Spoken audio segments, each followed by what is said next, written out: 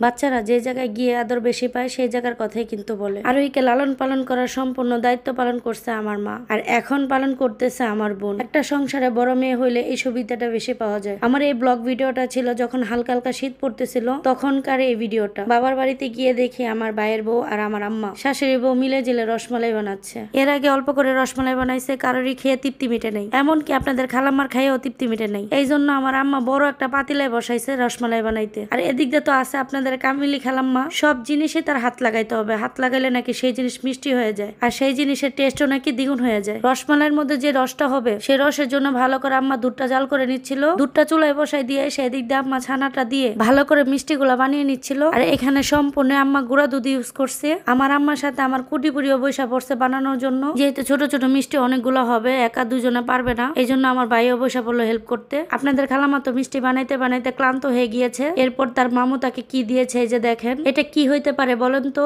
বলতে পারলেন না তো? এটা হচ্ছে দুধের সর। রসমালাই বানানোর জন্য যে জুলটা বানাচ্ছে সেই দুধেরই সরটা দেখেন, দুধের সরটা কত মোটা হয়েছে। আমার কিন্তু এই দুধের সরটা অনেক ভালো লাগে, আমার খুব ফেভারিট একটা জিনিস। আপনাদের কার কার ভালো লাগে এই দুধের সর বলেন তো? এখন আমার ভাই যেটা খাওয়াবে আমাকে দুধের সরের চা। আমার ভাইয়ের হাতের চা কিন্তু সেই মজা হয়, তার যখন মন মর্জি ভালো থাকে তখন আমাকে চা বানিয়ে খাওয়াবে। দুধের সর দিয়ে বোন বাগনির জন্য খুব স্পেশাল ভাবে চা বানাচ্ছে। আর এদিক দিয়ে তো আপনাদের খালাম্মা খুবই খুশি। দেখেন তো চাটা কেমন হয়েছে, কালারটা সম্পূর্ণ কিন্তু দুধ আর সর ইউজ করা হয়েছে এখানে। যেহেতু আমি প্রথমে বলেছিলাম তখন হালকা হালকা ঠান্ডা পড়ছিল, আর ওই ঠান্ডার মধ্যে যখন এই চাটা আমার ভাই আমাকে বানিয়ে দিল, আমরা কিন্তু মা মেয়ে খুব মজা করে খাচ্ছিলাম, তাও আবার বাহিরে বসে বসে। চা জিনিসটাই হচ্ছে এরকম, এটা তাড়াহুড়ো করে খাওয়ার জিনিস না, খুব ধীরে সুস্থে মজা করে খেতে হয়। সত্যি চাটা অনেক মজা হয়েছিল। এদিক দিয়ে আমরা চা খেতে খেতে রসমালাইয়ের যতগুলা মিষ্টি আছে সব বানানো হয়ে গেল। এখন সবগুলা মিষ্টি ওই যে দুধ বসায় রেখে আসা হয়েছিল এখানে দিয়ে দেওয়া হবে। তো এই যে আপনাদের খালাম্মা সবার আগে বৈশা পড়ছে, সে নাকি এই কাজ করবে, বারবার নিষেধ করার পরও সে মানছে না, সে